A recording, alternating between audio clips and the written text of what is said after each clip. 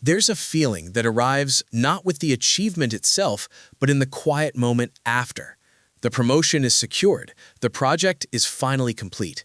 You're standing in the kitchen of the new apartment, the one you worked so hard to get. And instead of warmth, instead of satisfaction, there's this hollowness, a faint metallic taste of disappointment in the back of your mind. You look at the thing you wanted, the thing you sacrificed for, and you feel almost nothing. Or worse, you feel a subtle anxiety, a restless need to find the next thing, to get moving again. The reward, when it finally comes, feels like a deflation, and you're left alone with a silent, baffling question.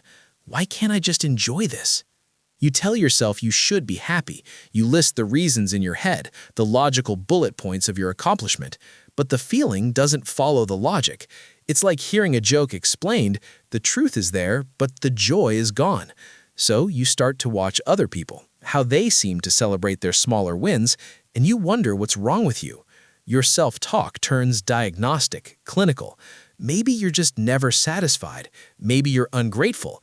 Maybe you're one of those people who only loves the chase, and that feels like a character flaw, a kind of emotional brokenness. You see your life as a series of finish lines you sprint through, only to find another empty road on the other side. The striving becomes your identity, the only state you know how to inhabit. And in your relationships, you might seem distant, already mentally on to the next thing, even as people try to celebrate with you. This isn't about ambition. This is about a psychological process that has quietly hijacked the reward system itself. But what if this isn't a flaw? What if this emptiness isn't a sign of a defective character, but of a specific and surprisingly common psychological adaptation? Your brain isn't working against you out of spite. It's following a learning pattern it established long ago, a pattern where the payoff was never the point. The point was safety, or validation, or escape. The goal was never the destination on the map. The goal was the act of running away from something else. When this is the case, arriving feels confusing. Your entire nervous system was calibrated for pursuit. The moment the pursuit ends, the system goes quiet, and that silence can feel terrifyingly like emptiness. This happens because of a fundamental mismatch between two powerful brain systems, the dopaminergic wanting system and the opioid liking system. They are not the same thing, though we confuse them all the time. Think of it like this. The wanting system is the scout. It's all about anticipation, focus, and motivation.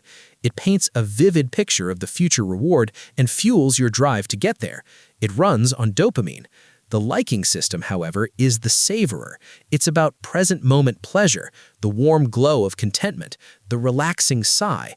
It involves other neurotransmitters, like natural opioids in the brain. Here's the crucial part. These systems can operate independently. You can have a highly active, dominant wanting system and a relatively underused, quiet liking system. You become a master of chase and a novice of consumption.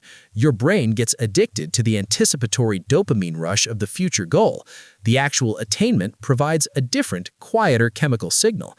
If your brain isn't tuned to receive that signal, it registers as nothing, a blank space where satisfaction should be. The mental model to hold here is the treadmill of anticipation. On a treadmill, the effort is real, the movement is forward, but the scenery never changes. You are always in the same place relative to the horizon. For the brain stuck in this cycle, every finished goal just resets the machine. The finish line is just the starting line of the next race. The wanting system immediately scans for the next target, the next hit of anticipatory dopamine. The liking system, which would allow you to step off the treadmill and actually feel the ground under your feet, never gets engaged. It's not broken, it's just been left behind, unused, like a muscle that has atrophied from neglect. The good news is that muscles can be retrained, and brain pathways can be gently, deliberately rewired. The first step is to insert a conscious pause before consumption. This is a deliberate disruption of the automatic cycle.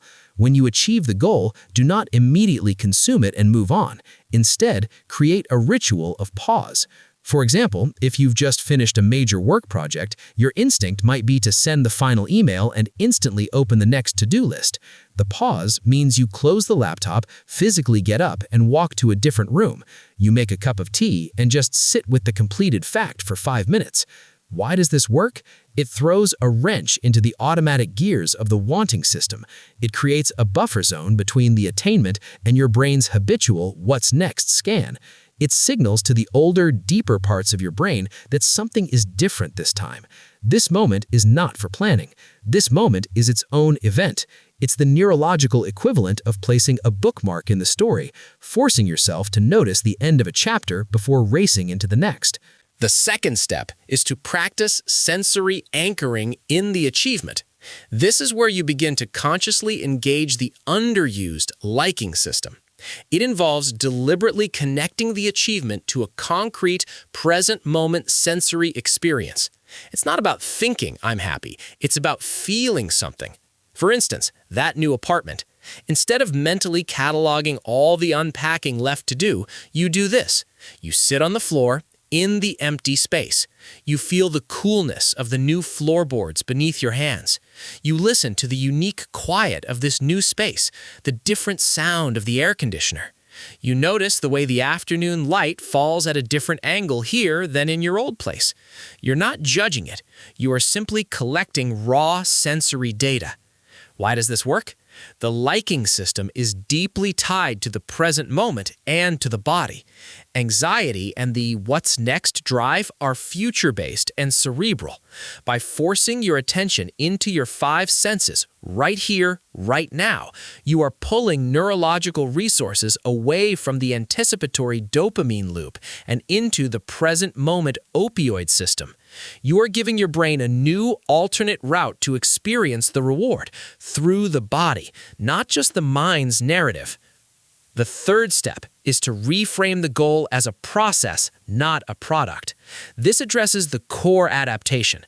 If your pattern was to pursue goals to escape a feeling of inadequacy, then the product, the diploma, the job title, the salary, was never the real target. The real, unconscious goal was to stop feeling inadequate. And since no external product can ever permanently erase an internal feeling, the product will always disappoint. The reframe is to shift your psychological investment from the brittle end state to the qualities you cultivated in the process. For example, you worked tirelessly to get a certification. Instead of fixating on the certificate on the wall, you reflect on the discipline you built studying each night. You reflect on the patience you learned wrestling with difficult concepts. You honor the curiosity that kept you going. Why does this work? It moves the source of validation from something external and fleeting to something internal and durable. You are no longer a miner searching for a single nugget of gold. You are a blacksmith who has been tempering a stronger blade all along.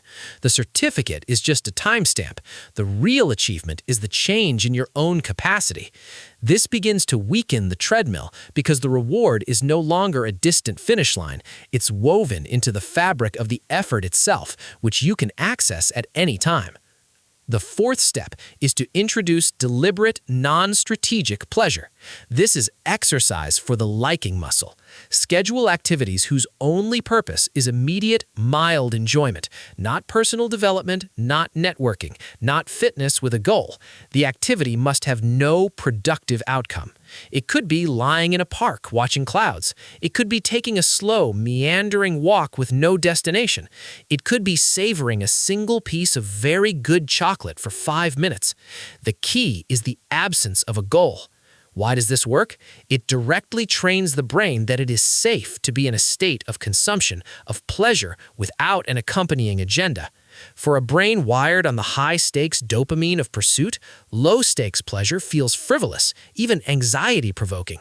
By practicing it in small, controlled doses, you are building new neural pathways that associate stillness and simple enjoyment with safety, not with wasted time or danger.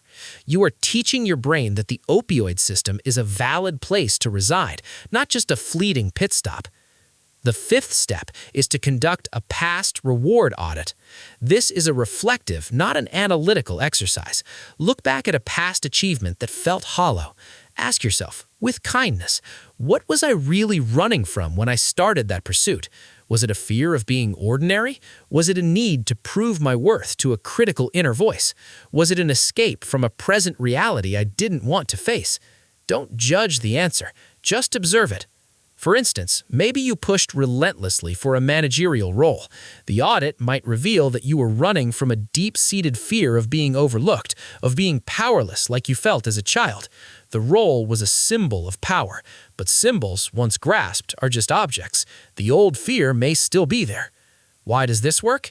It brings the unconscious driver into the light of consciousness. Once you see that you were using a goal to solve an emotional problem it could never solve, the goal loses its magical, salvation-like quality. It becomes a thing, a step, not a cure.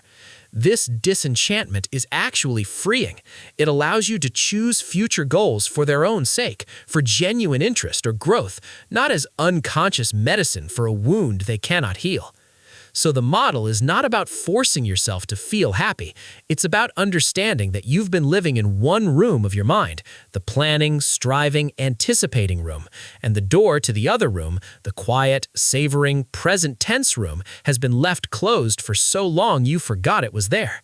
The work is simply to turn the handle and step through, again and again, until the pathway is worn familiar. It's a shift from being a prisoner of the treadmill to becoming the gardener of your own inner landscape. You learn to tend to the soil, not just harvest the fruit. You are not doomed to a life of hollow victories.